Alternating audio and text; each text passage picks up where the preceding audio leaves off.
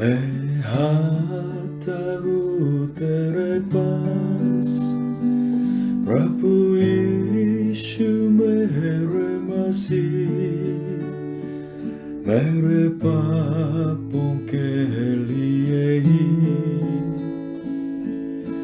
उधार दे मसीह।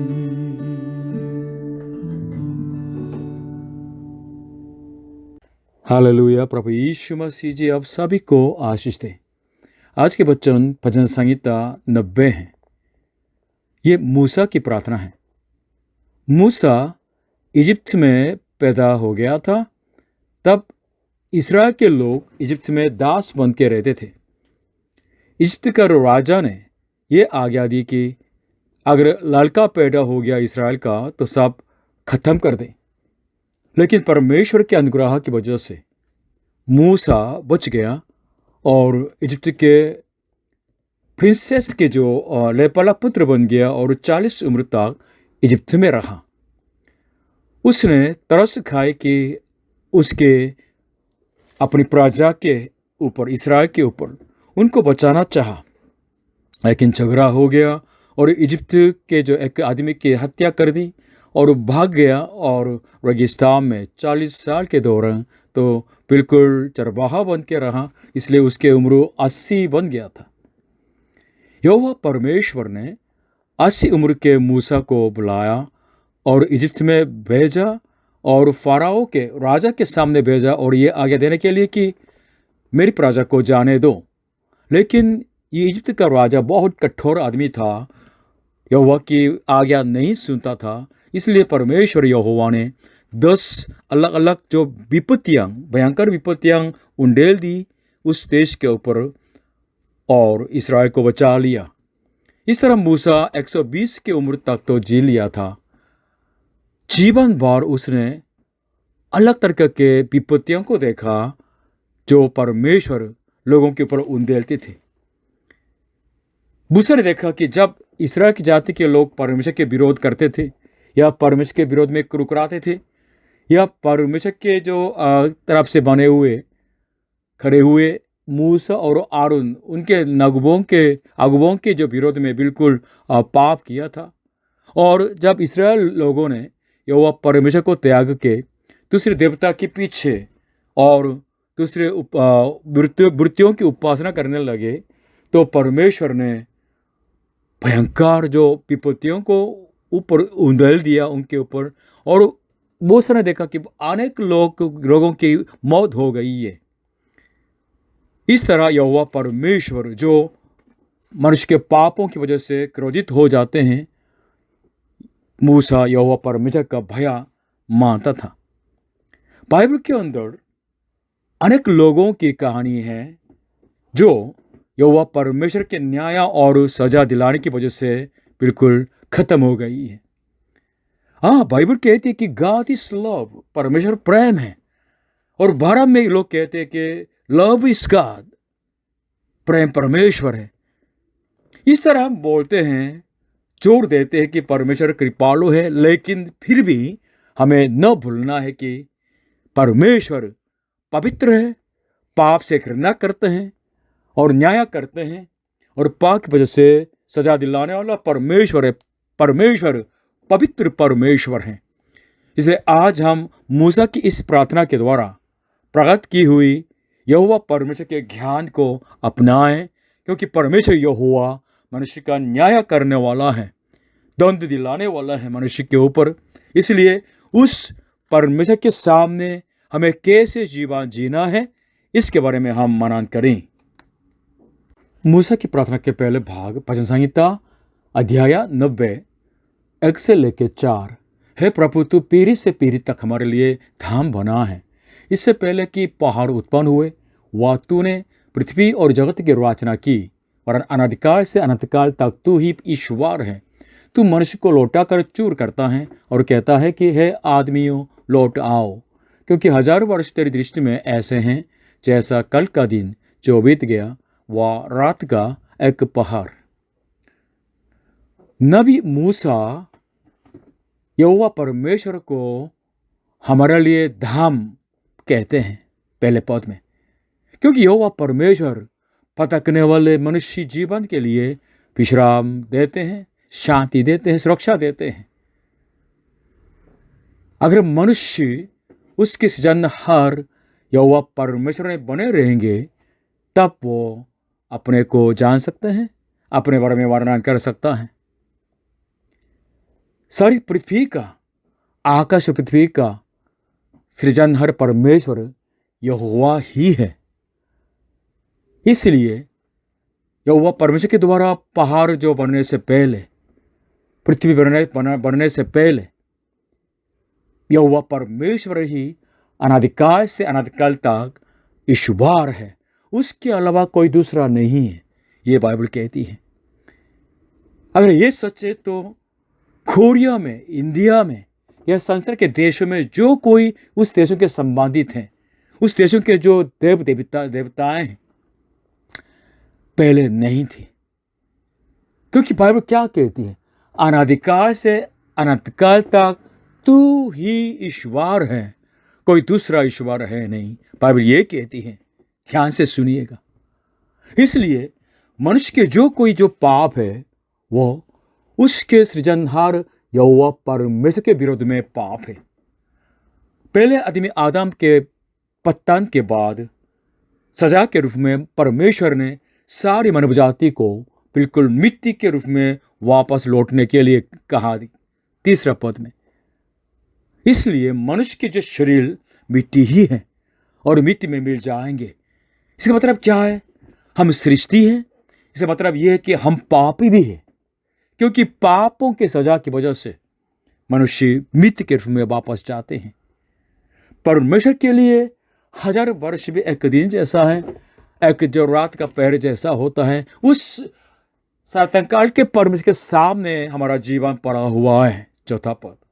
इसलिए आपके सृजनहार यहोवा परमेश्वर को और जान जाइए और उसमें बने रहिएगा, क्योंकि यहोवा परमेश्वर ही बोझों से थके हुए, दबे हुए आपके जीवन के लिए, अनंतकाल के लिए धाम बन जा सकता है।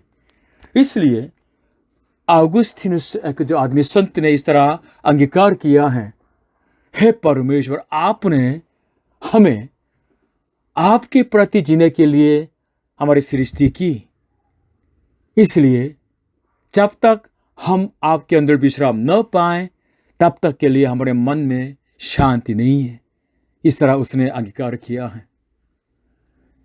यहोवा परमेश्वर मनुष्य को मिट्टी में वापस भेजने वाला हमारा जीवन का स्वामी है। इसलिए आज के इस पहले खंड के प्रार्थना के एक विषय है, आपके सृजनहार परमेश्वर यहोवा के सामने जीवन जिए। आप और मैं परमेश्वर के सृष्टि हैं, इसलिए हमारे सृजनहार यहोवा परमेश्वर के सामने हमेशा हम खड़े हैं। इसलिए उस परमेश्वर का भय मान के, उनकी इच्छा को पहचानते हुए, उनकी इच्छा का पालन करते हुए जीवन जीना यह हमारा कर्तव्य है। इसलिए बाइबल के अंदर सबोपदेश अध्याय 11:9 में और 12:1-2 में इस तरह लिखा है, सुनिएगा। हे जवान, अपनी जवानी में आनंद कर और अपनी जवानी के दिनों में मगन रहा, अपनी मनमानी कर और अपनी आंखों की दृष्टि के अनुसार चल, परंतु यह जान रख कि इन सब बातों के विषय में परमेश्वर तेरा न्याय करेगा। और सबोपदेशक 12 अध्याय 1-2, अपनी जवानी के दिनों में अपने सृजनहार को स्मरण रख, इससे पहले कि विपत्ति के दिन और वे वर्ष आए जिनमें तू कहे कि मेरा मन इनमें नहीं लगता, इससे पहले कि सूर्य और प्रकाश और चंद्रमा और तारागण अंधेरे हो जाएं और वर्षा होने के बादल फिर घिर आए। आज के वचन का दूसरा भाग भजन संहिता अध्याय 90 5 से लेकर 9। तू मनुष्यों को धारा में बह देता है। In English, yet you sweep people away in the sleep of death। वे स्वापान से ठहरते हैं, वे भोर को भरने वाली घास के समान होते हैं। वह भोर को फूलती और भरती है और सांझ तक काट कर मुरझा जाती हैं, क्योंकि हम तेरे क्रोध से नाश हुए हैं और तेरी जलजलाहट से घबरा गए हैं। तूने हमारे अधर्म के कामों को अपने सम्मुख और हमारे छिपे हुए पापों को अपने मुख की ज्योति में रख रहे हैं, क्योंकि हमारे सब दिन तेरे क्रोध में बीत जाते हैं। हम अपने वर्ष शब्द की नाई बिताते हैं। आखिरी लाइन, हम अपने वर्ष शब्द की नाई बिताते हैं। In English, we finish our years with a मौन।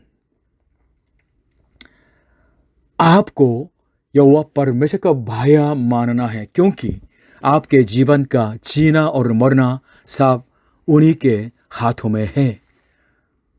अगर परमेश्वर किसी मनुष्य को मार डालना चाहते हैं तो उस मनुष्य का अंत आ जाता है, सपना जैसे खत्म हो जाता है, खास जैसे गायब हो जाता है। 5वीं 7वीं में लिखा है, जो मनुष्य जीवन परमेश्वर के क्रोध के सामने रखा हुआ है तो वो नाश हो जाएगा। इसी तथ्य को मूसा ने देखा है। इसलिए सिर्फ परमेश्वर प्रेम है, इस तरह बोलना गलत है, क्योंकि परमेश्वर क्रोध से भरा हुआ भी है। क्यों क्रोध से भरा हुआ है? मनुष्य के पापों की वजह से, क्योंकि वह पवित्र परमेश्वर है, पाप से घृणा करता है। क्या आप पाप करते हुए भी बिल्कुल आराम से है? आज के वचन देखिएगा, परमेश्वर हमारे पापों को, हमारे छिपे हुए अपराधों को अपने मुख के सामने रखते हैं, अपने मुख की ज्योति में रखते हैं। हम कैसे छिप जाएंगे? 8वीं में, मनुष्य को परमेश्वर के सिंहासन के न्यायासन के सामने खड़े होना है और परमेश्वर हर व्यक्ति से उनके लेखा लेंगे। अगर इससे पहले परमेश्वर के न्याय आ जाता है तो 1 से 3 पद जैसे परमेश्वर मनुष्य को बिल्कुल मार डाल सकते हैं। 5वीं से और 7वीं से जैसे,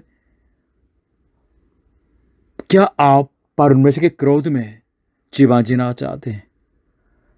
कराहने के एक मौन जैसे बिल्कुल आपके जीवन को खत्म करना चाहते हैं क्षण में? ऐसा नहीं, जरूर परमेश्वर को प्रसन्न देने वाले जीवन बनिएगा, ताकि आपको सदा के लिए आशीष मिल जाए। इस दूसरे जो खंड से हमने देखा है, परमेश्वर उनके हाथों में हमारे जीना और मरना है, और हमारा न्याय करने वाला यहोवा परमेश्वर का भया मानना है। इसके बारे में सबोपदेशक अध्याय 12 13 से 14 इस तरह बताते हैं, सब कुछ सुना गया, अंत की बात यह है कि परमेश्वर का भय मान और उसकी आज्ञाओं का पालन कर, क्योंकि मनुष्य का संपूर्ण कर्तव्य यही है। क्योंकि परमेश्वर सब कामों और सब गुप्त बातों का, चाहे वे भली हो या बुरी, न्याय करेगा। आज के तीसरे भाग भजन संहिता अध्याय 90 10 से लेकर 13। हमारी आयु के वर्ष 70 तो होते हैं, और चाहे बल के कारण 80 वर्ष के भी हो जाएं, तो भी उनका घमंड केवल नष्ट और शौक ही शौक है, क्योंकि वह जल्द काट जाती है और हम जाते रहते हैं। तेरे क्रोध की शक्ति को और तेरे भय के योग्य तेरे रोष को कौन समझता है? हमको अपने दिन गिनने की समझ दे कि हम बुद्धिमान हो जाएं। हे यहोवा, लौट आ कब तक, और अपने दासों पर तरस खा। कौन बुद्धिमान जीवन जीने वाले हैं? इस प्रश्न के अनुसार हम इन पदों पर मनन करें।